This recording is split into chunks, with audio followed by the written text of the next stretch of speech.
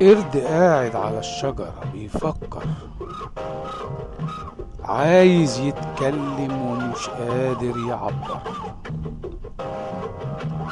والأسد ماشي في الغابة بيزقر، ومحدش عارف ايه للقرد بيدبر. القرد الشقي رماه بليمونة، بصله الديب وقال قرود مجنونة.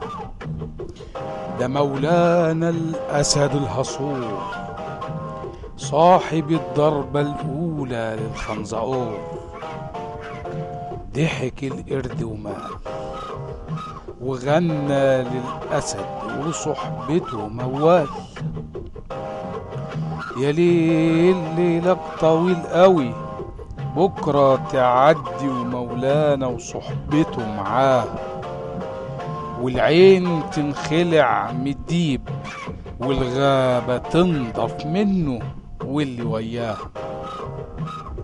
حط الديب ايده على عينه وشاور للقرد بصباعه، وقال له انت حضرت العفريت، استحمل اذاه وصداعه.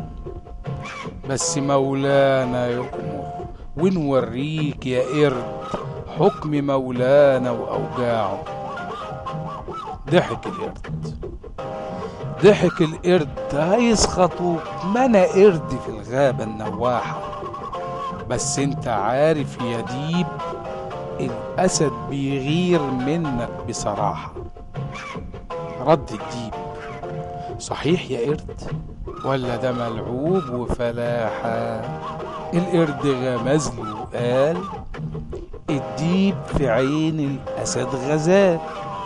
عوى الديب من الغيظ وحبس القرد في الحال، واعلن ان في الغابة محاكمة للقرد اللي ضرب الاسد بليمونة.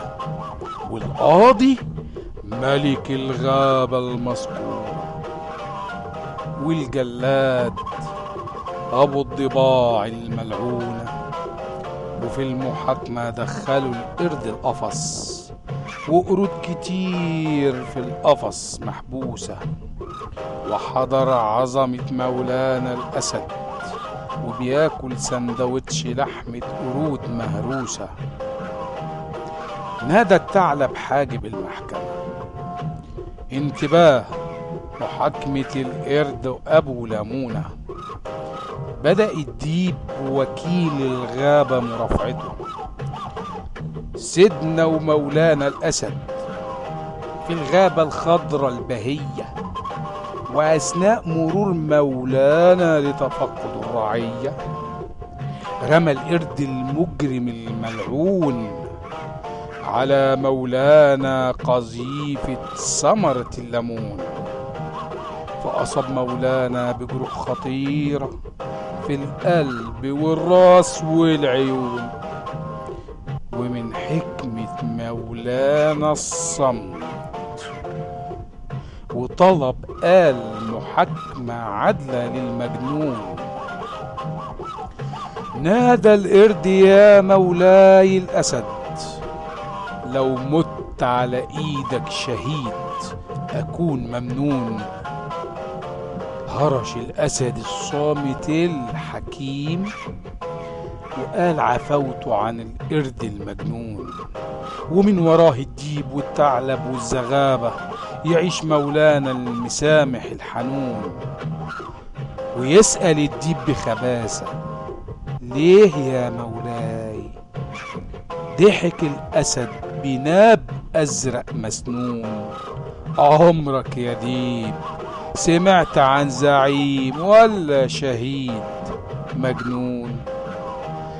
وعجبي قصيدة الأسد الحنون للشاعر الساخر مختار فودة.